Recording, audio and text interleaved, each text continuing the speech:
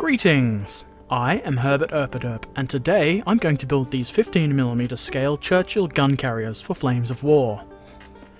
As you can see, there are few parts in this resin and metal kit, so it should be quite the simple build. The resin hull is pretty nicely cast, though not perfect. There is quite a lot of detail for a tank of this size, but it is a tiny bit soft, for a lack of better words. The same goes for the tracks. They're not as sharp as they could be, but they're still pretty nice. There are hatch options, a commander, and it wouldn't be much of a gun carrier without a gun, would it?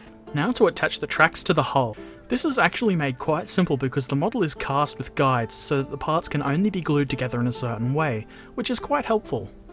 Especially on a model like this where you might easily position the tracks too high, too low, or at an odd angle.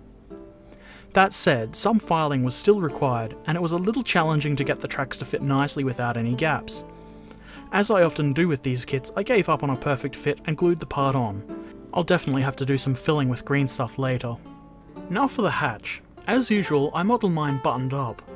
I don't think the included commander is very well detailed. The hatch part itself only needed a tiny bit of cleanup before test fitting and gluing.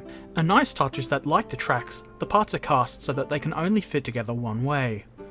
I do think the hatch really should be more flush with the roof, but that's not a huge issue for me. The easiest part of this build was the gun. It required almost no cleanup. Just glue it right in, and that's it. Done. One thing about these models I am very disappointed with was how badly the tracks fit. The gap here is huge, and I will definitely have to fill that. Ordinarily this wouldn't be such a big issue because the hull would be above the tracks and hide this kind of gap. Not the case here. Otherwise, I'm satisfied with these tanks, and I'm looking forward to painting them up, though I'm not sure they will actually be usable in a regular British list for Flames of War. I can't say that I actually enjoyed playing this tank in World of Tanks. See my feelings on it in this video, but the game did introduce me to the vehicle. I might be in the minority here, but I actually think it's a pretty cool looking tank destroyer, so I couldn't resist getting myself a pair. They're not bad for the $13 or so that they cost.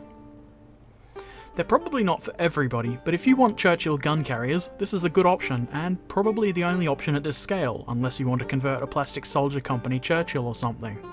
Personally, I enjoy unique tanks, and this is another interesting one to add to the collection.